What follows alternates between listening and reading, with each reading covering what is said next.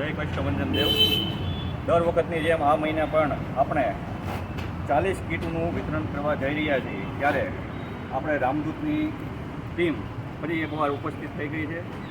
તો આ સેવા અમારી તમને યોગ્ય લાગતી હોય તો અમારી ચેનલને સબસ્ક્રાઈબ કરો, ફોલો કરો અને શેર કરો.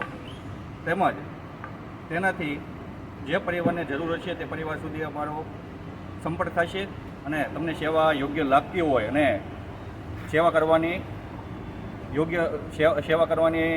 તક મળતી હોય તો સેવા કરવા નમ્ર વિનંતી. જય કષ્ટભંજન.